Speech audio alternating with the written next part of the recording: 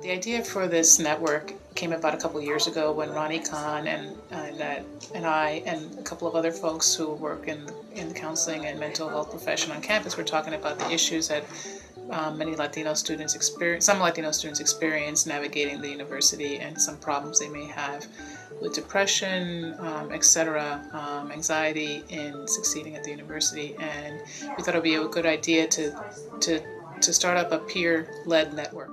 The Latino and Latino Resilience Network is a very important program on our campus.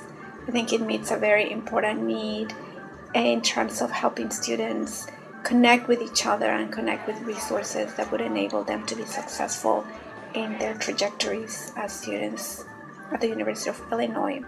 Identifying what those resources are that enables one to be successful in the college trajectory, in their college careers, it's not as obvious as it may seem.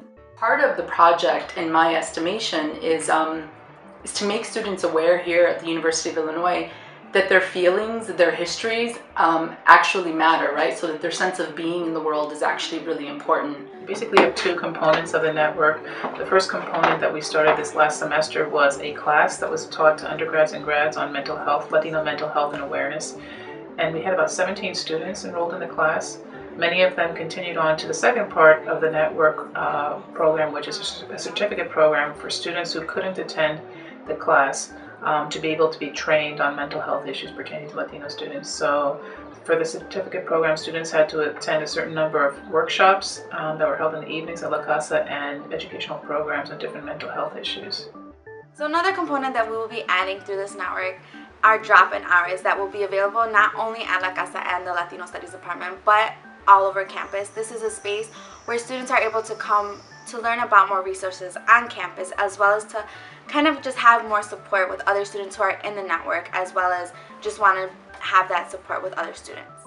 One of the things that we often have found is that by the time we know that students need help, or by the time we know that students are in difficult circumstances, it's sometimes too late to be able to help them. You know, the network is important not only because it enables students to connect with other students and with resources on campus, but it also provides a framework for understanding why these difficulties exist to begin with.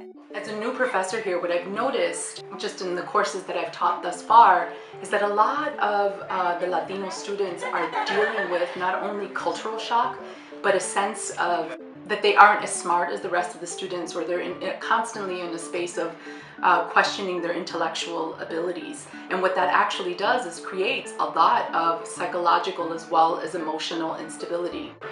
I think I benefit the most from just being able to seek this common ground between students.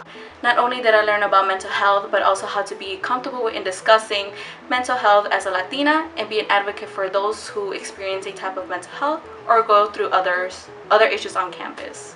We realized that there was a large number of students reaching into these peer-to-peer networks for support. Personally, at La Casa, working late at night, I saw a number of students who were having breakdowns for depression, anxiety, and just feeling overwhelmed being on this campus. And because of that, we decided to create an afternoon component for people to learn more about the network. We received the Student Affairs Award for the most innovative program of the year. So with that comes a monetary award, which will be very, very helpful next year as we continue the program. The hope is that this program will bring in new students every year as new students come in. But of course, the ultimate goal is that this network will have a very positive effect on the retention of Latino students on campus, to increase the retention numbers of Latinos on campus, and to be an alternative resource for students who may be having mental health issues.